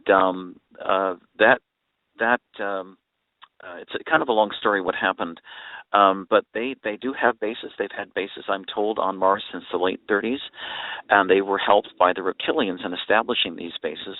And during the 1970s, the Nazi space program up on the moon was merged into the secret space program. And I don't know a lot about who actually runs the slave labor space bases on Mars, but I do know that there are slave labor. Human rights are routinely violated, and also too humans I think this has been stopped by the Galactic Alliance. Ambassador Sterling is telling me now it has, but in the past couple of decades before it was stopped, there was an active slave trade with the interplanetary corporate conglomerate. They were trading inhumans with the reptilians and other space races. They would treat people like cattle, or they would sell them off planet for technology. Okay, thanks for elaborating on that. There's certainly a lot more about Mars that we need to learn about. It's a very significant planet. It's actually a masculine energy-based planet, unlike Earth's feminine energy. And George Cavazos said when he was on Mars, he certainly felt it because he, and not to pick on him or anything, but he does seem like he's a feminine-based energy guy in regards to what he talks about. So I can imagine why he might feel a little comfortable when he was there. But sure. All right. But switching gears, I do have a question for I guess your ambassador friend could answer this, and I'm sure Einstein would definitely be interested in hearing what the answer to this question is. Professor Einstein. Professor Einstein, excuse me. Could your ambassador friend tell us what is the truth behind the makeup? What is what mainstream science calls dark matter and dark energy, or what people say was Einstein's cosmological constant in the case of dark energy? What is dark matter and dark energy? Okay, I'm getting a bunch of immediate answers now. This refers to the yin and yang of the universe, black, white, male, female, for positivity and negativity. Whenever someone does something, it always is balanced out in the universe somehow karmically, and this goes for energy too, and also male and female. There's light energy, and there's also dark energy, and the dark energy is from the black holes in the universe. I haven't spent any time meditating on that, to be honest with you, Andrew, because I stay away from darkness and I stay away from dark energy. But it does exist, they say. It's a counterpart to our own light energy here in this universe. There's lots of other universes out there. The Pleiadians, I think back in the 70s, the Pleiadians say that they were able to travel to the ends of this universe and go into another universe. They say that the one figure I remember is that it's the diameter of this universe is the speed of light times 200 squared in light years, and that's a mind-boggling figure. But they said that that's the diameter of this universe. But within, of course, this universe, there are black holes, dark holes, and that leads into dark energy. I don't know, honestly. It would take me some time to meditate. But Astrology says it does exist. But personally, I stay away from it as an area where I'm interested in because it's dark. I stay away from dark things. All right, that's if in that case, I won't bother asking you. As soon as you mentioned black holes, I was thinking I'm going to ask you what a black hole really is, because many say it's not what mainstream science leads us to believe it is. I mean, when you realize stars are not what mainstream science tells us they are, they're not nuclear fusion. They're not. They're actually electromagnetic in nature. And if supernovas happen, they don't happen the way that we're told that they happen. And also that. Well, maybe black holes are not formed because of dying stars, if that's the case. So there's a lot of misinformation in regards to that. And if you don't want to meditate on it, then out of respect for you, I will not talk about it. People who seek those answers will have to seek somewhere else. So let's switch. Go ahead. What I can do for a future show, Andrew, I'd be happy to give me a couple days. love to come on again. Let me meditate on that. I know I can get the Master Telling said he would get the answers to me, but it's an area that I personally stay away from. But I'd be happy to meditate on and find the answers for you. Just get a little time.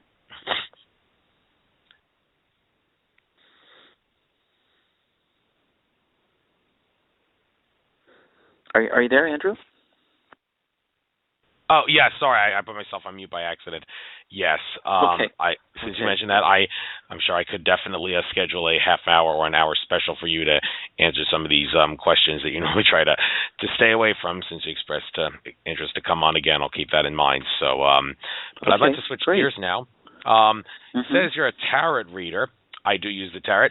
I use the Deviant Moon Tarot. And which is, by the way, the world's most popularly bought deck, the Deviant Moon Tarot, made by this guy called Valenza. But the thing about tarots that I think people, we know how they work. It's just the getting in tune with the field of information and expressing it on a tarot card that people can interpret their own way, just like they interpret Nostradamus's quatrains their own way. Well, is that right? Yeah. Yeah, well, that's true. That's absolutely true. But I have to tell you this, is that although I do use tarot, I don't use them as much as I used to, because what I do now is that I'm able, nowadays, I don't use them because I don't need to use them. Usually what I'll do is just sit quietly and let the messages pour in from the other side. So it's a tool people can use, of course, to access information. And if people ask for it, I'll do a tarot reading for them, but I don't find it's necessary because I can usually tie into the other side and just get the answers people require or need quickly without doing it. This thing you mentioned about tarots not being necessary, that raises a whole new can of worms about when does other metaphysical things become unnecessary. I mean, I sort of talked about this with Stuart Swerdlow when he was on my show. He actually went as far as saying things like crystals and Egyptian healing rods. I like to use Egyptian healing rods sometimes when I'm walking outside or facing the sun or something. And he said crystals, rods, and maybe even in a sense meditation can all be thought of as a crutch because you are infinite, so you don't need that stuff. And a lot of people would hear that and say, oh, give me a break. If you don't use things like crystals and rods and such, your life is going to get boring. You need to give a little variety. So for you to call it a crutch is downright ridiculous. And I will admit I was kind of thinking that, even though I didn't express it that way when Stuart said that. So this idea that metaphysical tools are a crutch which takes away from your infinite self, what's your comment on that? Well, that's an interesting question, Andrew. It's just that over the years, my spirit friends say that I've advanced many spiritual lifetimes, and as a result of that advancement, I don't use tarot cards, and sometimes I'll use a pendulum. I do have lots of crystals with me, but I've been very blessed, and I feel very, very fortunate to be able to contact the other side. And so since I have that ability now, I don't really need to use the other tools. I was trained by my foster mother, who was a master psychic. She used to work for the Auburn and Seattle police departments looking for missing and lost children. And she taught, the spirits gave me a series of tests. They still do now, actually, to see if I get the correct messages. And it's been a fascinating journey for me. My spirit friends say that I've advanced 34 spiritual lifetimes since I started this journey back in 1994. If you peg each spiritual lifetime at 80 Earth years, that's somewhere right around over 2,500 Earth years it would have taken me to get to this point in spiritual evolution, if without the help of my spiritual friends. I know that this is my last lifetime here on Earth, and I had a reading with Dolores Cannon back in '97. Very interesting, where she took me 100 years into the future. And 100 years into the future, which would be the year 2097, 2096, I was an engineer on a Pleiadian spacecraft overlooking the planet Earth. And next to me was a beautiful blonde woman. We were all wearing the same jumpsuits. We had these light blue suits on with an insignia on it for the Galactic Alliance. And Just an amazing thing, and I've always wondered who that person was to the right of me, and recently I realized who it was, and I told her that. She was pretty amazed, but anyway, that's another long story. But I getting back to the tarot cards. If it, it's I always there's a lot of it's best to let people have their free will, and if you resonate with tarot cards and it gives you the answers, by all means use them. It's the same with pendulums. Once in a while I'll use a pendulum myself because they're kind of fun.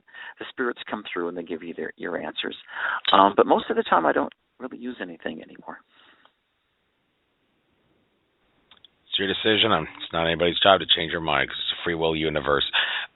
You said your wife used to work for the police on the missing children department. Well, you can imagine how much information was kept in the dark from her. I mean, when you realize that the reason there's so many missing children and the reason those missing children will never see the light of day is because the people that are kidnapping them are people who work for evil reptilians who live off the fear of children who they mutilate and slaughter and such in satanic ceremonies. I mean, if the police actually knew that, well, if the police knew that, they wouldn't do anything. And I know that because when I had Jay Parker as a guest on my show, he talked about how he was a victim of ritual satanic abuse as a child, and he and his friends went to the police, and the police said, well, we can't do anything because, well, I don't think they really told him why, but the answer is the people, the reptilians and their subordinates would kill us. Not that the police knew the reptilians existed.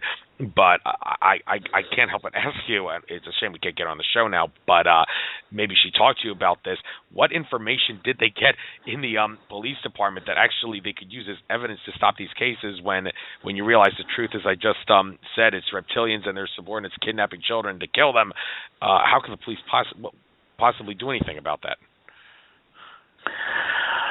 Well, what it does is that it leads them to places where they can find information to have a criminal conviction. For example, they'll find the body of a child perhaps with information or fingerprints leading to the killer. That can happen. The information that she would get sometimes would lead them to the house of where the child was being kept. All kinds of things would come out. But this, actually, you mentioned about the reptilians taking children. It's true.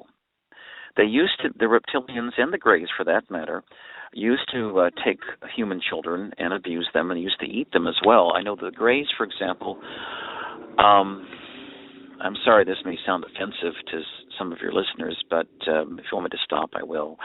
But they like to capture young human children, terrorize them, and then, again, maybe I shouldn't say this, but they would drain their blood out and swim in it as a way of recreation. The reptilians actually do look upon humans as chicken or cattle, and they look at us as something good to eat. But this has been stopped by the Galactic Alliance. It was stopped after Fukushima. So they're no longer allowed to do this. They do, however, have herds of humans that they still have that were traded off planet outside of this solar system and outside of this in this galaxy. But that's been stopped now. So you remember, I don't know if you remember this, Andrew, but back in the 70s, 80s, and 90s, you used to see all kinds of milk cartons with these poor kids lost and families looking for them and everything. A lot of those cases of missing children were related to the reptilians taking them. But that's been stopped now. You don't see that as much now because it's been stopped by the Galactic Alliance. So. That's very, very reassuring. And, what police officer is going to say that the reason that so many missing children are not being found is because reptilians are killing them? No police officer would say that, and your wife would have definitely lost her job if you tried to do that, just like how Jay Parker said the police probably would have lost their heads if they tried to stop the people kidnapping all the children and abusing the children. So, that's supposed to stop because that's going to stop because of a positive timeline. Yeah, that was my foster mother who taught me how to contact the other side. But I wanted to ask you a favor, Andrew. Yeah. If we could bring on Michiko Hayashi a little early. Sure. At your convenience, because she's got a really positive message for humanity, and it's not only Fukushima she works with; she also works hard in promoting love and gratitude around the world, and she's creating the conditions, in my opinion, to create a whole new society. That's going to be the kind of model society that I think planet Earth is headed to, and I'm connecting now with Nostradamus way back in 15th, 16th century France. He's sitting there waiting. I can see him now with he's holding a quill in his hand, and he's ready to write his next quatrain for this century that you and I are in right now. But you know what? We are co-creators with the Supreme Being, with God, if you will, and we can create a beautiful new planet. And I know you are with your radio show, and I am with my radio show. And Michiko Hayashi is one of the light workers who's also doing the same thing over in Japan as well. So anyway, whenever you want, but I just wanted to mention her to get her on. So is she ready right now? Yeah, she's ready. She's ready. All right. Well, let's get her on. The live feed for this show will be off in 25 minutes and 30 seconds. We can go a little past 8 o'clock if you need to finish a thought. It's just if anybody wants to listen, they're going to have to call in the show. Call in number 646-478-4747. It doesn't look like we're going to have any people with questions on the show right now. So I guess she can come on, and maybe I'll give you little warnings like live feed going off in X amount of minutes every 5 minutes or something. So okay. Let her come on. Okay. Do you want me to plug her in, or how should I do this? Or yeah, just plug her in. She's at a remote location, you're saying? Yeah. She's in Tokyo. She's in Tokyo. Okay. She's in Tokyo. Do you have a Skype capability, or? No, you just got to call the show call-in number 646-478-4747. Any phone system will do. You can use Skype. You can, I know it's obviously going to be a long-distance call from where she is, but you got to call that number. That's the only way to get on the show. Okay. What's the number again? 646? Yeah, 646-478-4747. Okay, all right. Well, let's do this. Let's keep talking. I'm sure Okay. you have lots of questions, and then I'll just try to get her on, and hopefully she can call in. So we'll go from there. Okay. You say since you speak with entities on the other side, I'm trying to speak with someone on the other side, and the psychic reader who's supposed to be doing this. I'm not going to ask you to do this on the show by any means. No, you don't have to do this. But for the past 3 weeks, I've been trying to communicate with my paternal grandfather, who I know is up there, and I sort of heard a communication with him from someone else. I'm not going to get into that, but also this other girl that I knew like back in 2006. She was only 28. She recently died of a heroin overdose, and never saw that coming, to be honest with you. And wanted to try to get in touch with her. And I'm wondering when it comes to they're both here. Okay, they're both here. They're both you actually here. sensed? Oh, you sensed them. Yeah, they're both here, and she's giving you a big hug. Oh. She said she's so sorry she left. She said she was unhappy, very unhappy, and wanted to leave. Oh. And she wanted to escape her addiction, and she did. But she didn't mean to escape it the way she did. I mean, in other words, dying the way she did. Yes. And then your paternal grandfather, is that right? Yeah, because he told someone who was communicating with him that the reason my metaphysical chips were disappearing unexpectedly was because my angels and guides were taking them and trying to wake me up to the fact that they were there. So I know he's up there already, but wanted to speak with him too in this session. But the psychic reader, we're going to have the session on this Sunday no matter what, because she really wanted to do this for me. So Grandpa and girl, I'm not going to give the name of, I'm hopefully going to speak to you again on Sunday. And did my paternal grandfather want to say something? By the way, there's another number who just called in the queue. It's 111111. It's like a Skype number, so that's probably her. But if you just quickly want to tell me if my grandfather wants to tell me anything, then by all means, I'm listening. He loves you so much. He's helping you in ways you don't even realize with your radio program. Your purpose, like mine. Oh, he gave me a very interesting message. You and I, Andrew, knew each other back in the Atlantean times, and we worked together back then to try to raise consciousness to stop the planet, the whole planet from imploding, Atlanteans from imploding themselves due to this crazy military cabal. And we're back now. And that's the reason why you had me on my show, and we're supposed to work together. That's what he just said. He said we worked together back then, and we're supposed to be working together now, too. So that's why I'm on your show. Well, maybe that's one reason why I did not see you at the conference. There were forces trying to keep us from seeing each other. Well, they failed because we ended up meeting now. By the way, that number just disappeared out of the queue. I'm assuming that was her. I don't know why she would have hung up, but the number's not in the queue anymore. The number that was all ones that I presume was her. So we try to get probably her. But she's gone now. Yeah. Let me. That was probably her. And so what I'm going to do is walk out, and I'll plug my computer in so I can send her a text, and I'll have her call your number there. So anyway, I didn't know how exactly how to arrange a call in for her. So let me go over to a quiet place, and then I'll just do that. Do you have anyone there online, by the way, who would like to ask any questions in the meantime? No, nothing in the chat room. Somebody just made a comment saying tarot cards can be used after the fact for validation. Well, that gets into confirmation bias territory.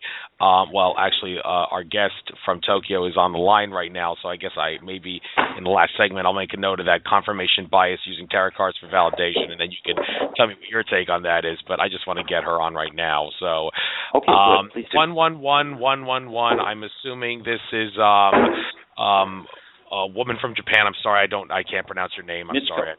Michio. Okay. Hello. Michiko. Hello. Okay. How you doing? Michiko, hi. Hello, hi Andrew, hi Ted. This is Michiko. Oh, hi there. I'm so sorry. I'm so glad you called because we were trying to figure out a way to get you on the air. So I'm glad you called. Well, you're welcome. Thank you for having me there.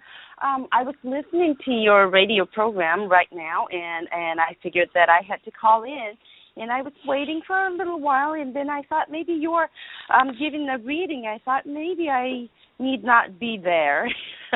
No. I was hoping you wouldn't hang up, but it's great you're here now. Sorry. So there's 19 minutes left on the live feed, so I'm going to let you get right into what you want to talk about. If you want to talk about the science behind Emoto's work, then, well, we already talked about that. Ted talked about that at the beginning of the show, so you really don't need to get into the science aspect behind his work. But, Ted, if there's anything you missed that you might want to ask her to elaborate on in regards to science for starters, then sure. But other than that, she's got the floor for the next 17 minutes.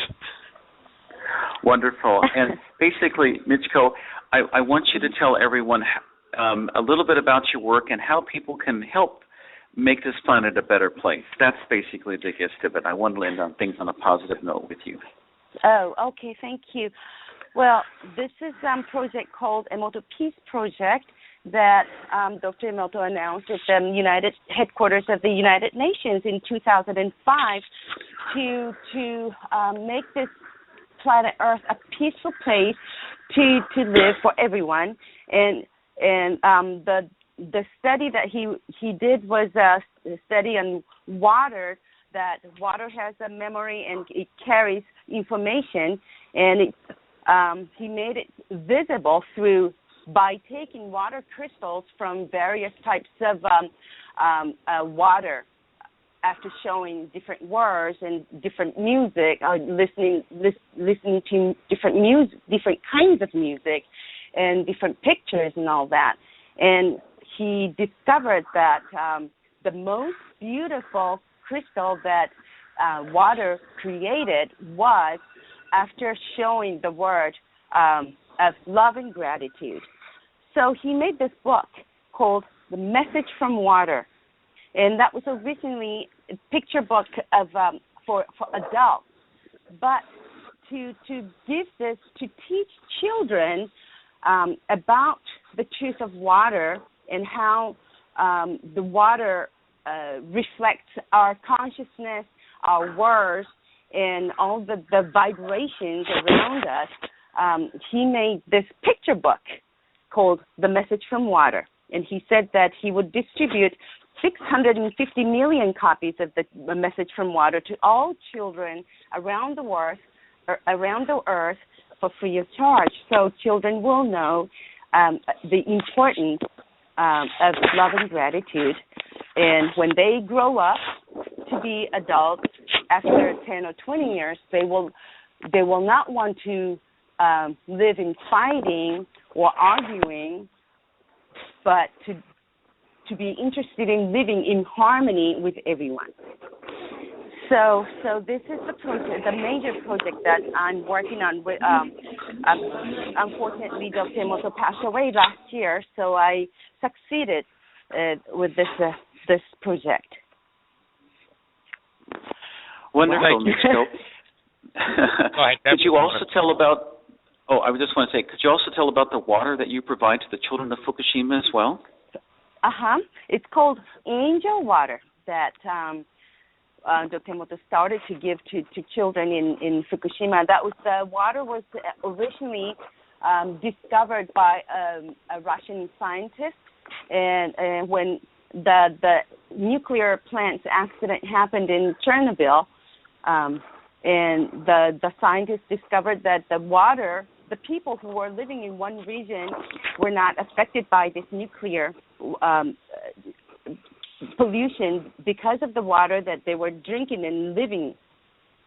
And so the scientists made the same kind of water, and he has a patent in the United States. And we are distributing this water to children in Fukushima that helps everyone prevent from getting cancer and other diseases.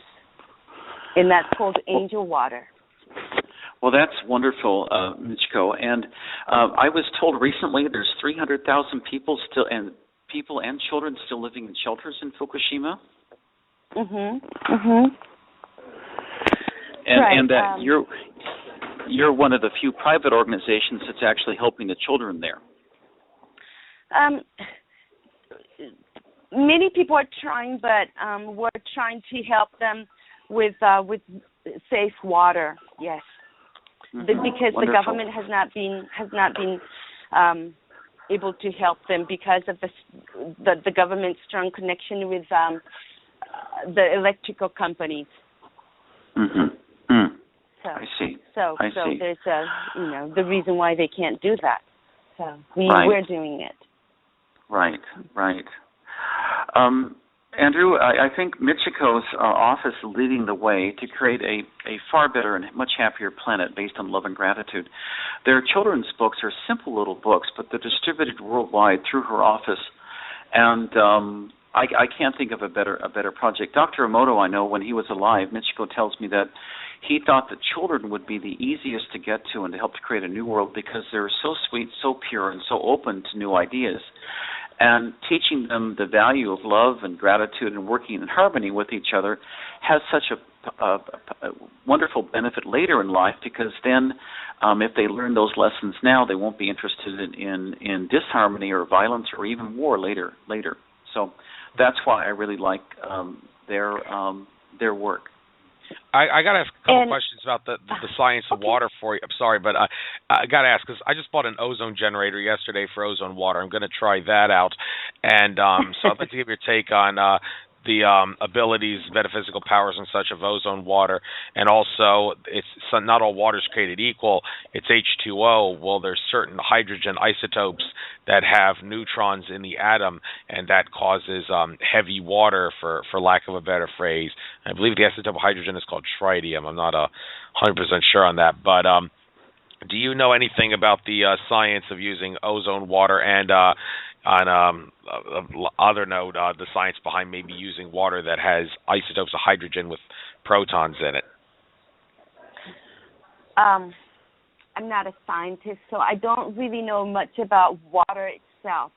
And I know there are various types of waters that people are using or drinking. And Well, I know the only thing I know is that we have a scientist in our office in the laboratory, and he may be a better person to answer to your questions in terms of a scientific answers. But what Dr. Emoto used to say was that whatever we drink, it doesn't probably matter. Well, we certainly do not want to drink any poisoned or contaminated water, but if it's a pure water, even with the tap water, when you send the positive vibration or positive information to water, it absorbs the information immediately. So, and then we'll see how positive the information was when we take the water crystals from that. One of the things that Dr. Emoto, well, I think you told me, Michiko, is that we are 70% water, and the Earth is also 70% water. So that if we're sending good thoughts and positive vibrations to each other, that actually not only energizes us, but also creates love within our bodies as well, and the Earth as well, creating a much better and harmonious planet. Exactly. And this children's book, as well as adults' book too,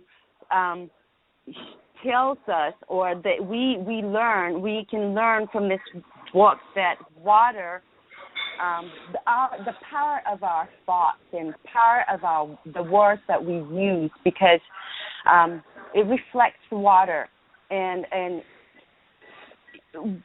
in the way of vapor here all around us, water is all around us, and so the positiveness is so important. If we can be negative anytime, but if we become negative, the environment is going to be negative, as well as our body will be. Well, I gotta. Okay. I got to interrupt you there for a moment, because I got to ask this on behalf of all the people that like that feeling of anger. And I will say I sometimes would call myself someone who likes being mad, but I don't mean mad as in mad at other people. I'm talking about like that feeling of having a huge iceberg on you, and you got to use all that strength and that anger that you generate to get that iceberg off of you. And that kind of anger is the same anger you feel when you feel an urge or a desire to go after evil forces like the powers that be and try to defeat them. I mean, some would say that's healthy anger, and if you were to do that kind of anger in the presence of water, it's not going to create a bad design because you're using that anger for good purposes. But others would say, no, it's definitely not healthy. There's no such thing as healthy anger.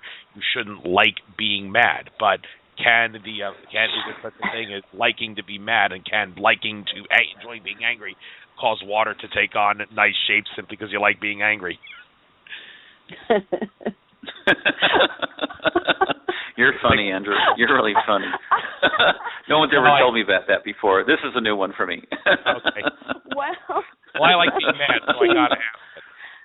Well, we're all human beings, so there are times that we get angry too. It's just that the water is capable of changing the information or restoring, and when we become angry, I think it's just a matter of how quickly you get back to the positive state and happy state. I think. And it just balances out. I think that the message, too, Michiko and Andrew, is that we are all powerful spiritual beings, benevolent beings meant to do good things in life and for this planet and for each other. And I think our destiny as a human race on this planet is to truly create a paradise on Earth. That's what President John F. Kennedy, he's telling me now, was trying to create when he was murdered back on November 22nd, 1963. Those forces, because it is our destiny to become a benevolent, happy planet based on love and gratitude, not based on war, but on harmony and getting along with each other in a beautiful way. That's what our destiny is, and that's what's going to transpire for us in the 2020s and 2030s. I don't see us going into a nuclear war. I think there's going to be, of course, there's going to be attempts by the cabal, the reptilians, and whoever controls the behind-the-scenes action on this planet to stage things like Fukushima, which I consider a false flag event, the Paris attacks, which I consider another false flag event. But their power is waning, and I think eventually the good forces will triumph. Mitch, well, go ahead. I think it's that's why to make this planet Earth peaceful and much better place. 10% of the whole population should become very positive and live in harmony. And when that happens, this 10% is really important because there's always the field of yin and yang. And 10% of yin and yang can be negative and positive and good and bad. And if 10% is good, then the rest will be, that will affect the whole rest.